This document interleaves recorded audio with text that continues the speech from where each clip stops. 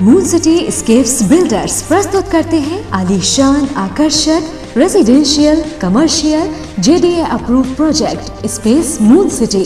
Gated complex, high tech security और 100% power backup के साथ प्रीमियम अपार्टमेंट और इंडिपेंडेंट विलास, साथ ही rich landscaping. Space Moon City लाए हैं आकर्षक और आरामदायक lifestyle, swimming pool, indoor game सहित आधुनिक क्लब हाउस आपके आधुनिक लाइफस्टाइल के लिए।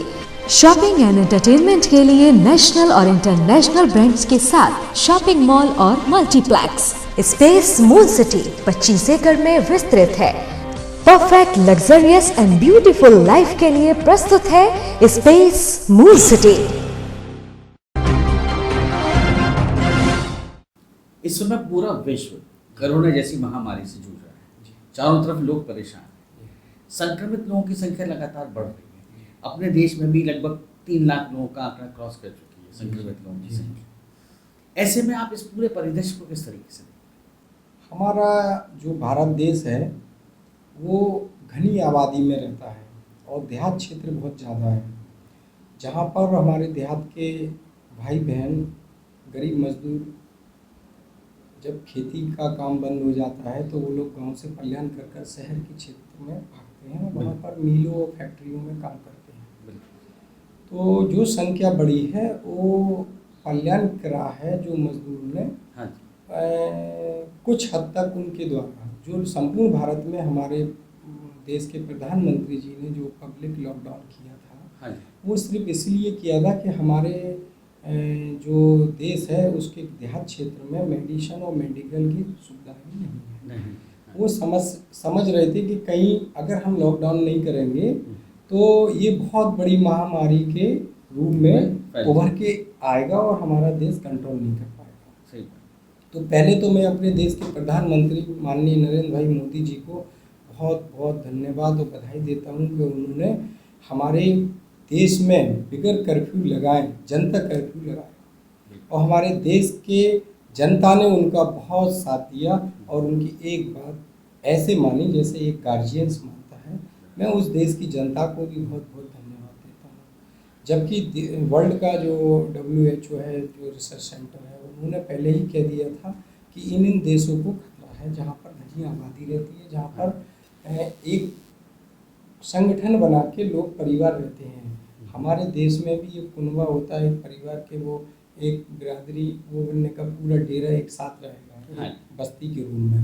तो वो जो ये कोरोना बीमारी है वो इसीलिए फैलती क्योंकि जब तक आदमी छुएगा नहीं, जाएगा नहीं, बात नहीं करेगा, खांसेगा तो जो कण निकलते हैं खांसने से, छींकने से, वो 1 से 1.5 मीटर की दूरी तक जाते हैं। बिल्कुल। तो कहीं वो चिपक जाते हैं किसी की साइड में, किसी वस्तु पर, तो जिससे ये संक्रमण तेजी से फैलता है। इसलिए हमारी सरकारों ने ट्रेन बंद करवाई, रेलवे, सार्वजनिक कार्यक्रम, शादी विवाह पूरी तरीके से लॉकडाउन किया। अब ये बच्चा जान गया है कि कोरोना अब देश को नहीं हमको लड़ना है इस बीमारी से। हमारे सारे भाई बहनों को लड़ना है। कैसे लड़ना है? मास्क लगाएं। कोई मास्क नहीं खरीदे। अगर मास्क नहीं है पैसे के लिए तो हमारी साड़ी है, हमारी बहनें अपनी साड़ी, दुपट्टा, हमारे भाई जो गमछा डालते हैं वो तौलिया, रूमाल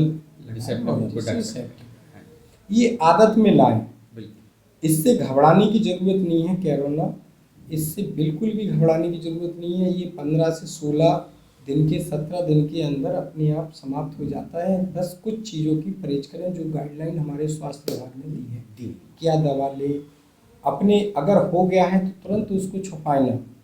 ये मत समझें कि डॉक्टर आएंगे और ये हमें क्वारंटाइन करेंगे 17 दिन के लिए, नहीं तो क्या हो गया? हमारा देश बचेगा, हमारा परिवार बचेगा, हमारा समाज बचेगा। तो हम अपने समाज और राष्ट्र के लिए हम बिल्कुल भी छुपाए नहीं। पहले तो ये मैं अपने भारत देश के वासियों को ये संदेश देना चाहता हूँ, ये इम्पोर्टेंट विषय है क्योंकि हमारे लिए भारत सरकार चिंतित है। हमारे लिए देश के जो अंतर्राष्ट्रीय देश हैं ऐसे जो समाज सेवा में बहुत आगे काम करते हैं और सब संगठन उनके लगे हैं। इस महामारी से जूझने के लिए, तो वो किसके लिए? उनका भी तो परिवार है, वो अपने परिवार को छोड़कर, अपनी सुख सुविधा छोड़कर हमारे लोगों की सुविधाओं के लिए इस बीमारी। अच्छा, यहाँ पर एक चीज़ और आई है, जैसे कि आपने देखा कि लॉकडाउन हुआ, इंडस्ट्रीज बंद हुई, बहुत सारे लोग बेरोजगार हुए जी, वापस पलायन करके अपने अपने घरों को लौट गए जी। अपने बुंदेलखंड क्षेत्र में भी बहुत सारे लोग आए जी। अब चूंकि दौर कुछ ऐसा है कि ऐसे में सभी लोगों को मिल करके मदद करनी चाहिए, जैसे जो सक्षम है वो लोग कर सकते हैं। तो मतलब मैं ये चाहूँगा कि आप ऐसा संदेश दें लोगों को जो सक्षम हैं कि वो सामूहिक रूप से मदद करें, तो शायद हम इस कोरोना महामारी से जल्दी निजात पाएंगे, क्योंकि सरकारें तो अपना काम कर रही हैं, फिर भी सक्षम लोगों को आगे आने की ज़रूरत है। पहले तो मैं आपको बता दूं कि हमारे देश की ये जो माटी है, इसमें हिंदू मुस्लिम सिख ईसाई इस माटी से बने हुए हैं, इस संबंध से बने हुए हैं। और बहुत अच्छा आपने ये आपके बीके चैनल के माध्यम से ये सवाल पूछा, और मैं अपने संगठन सिख परिवार लोक कल्याण संस्था के माध्यम से हमारे सारे कार्यकर्ता तरह तरह अपने अपने स्तर से इस महामारी में हमारे देश के जनता के लिए सहयोग कर रहे हैं। और मैंने भी कुछ दिन पहले लॉकडाउन जब प्रथम चरण का हुआ था तो अपील की थी, और व्हाट्सएप पे अपना वीडियो डाला था, फेसबुक पे डाला था।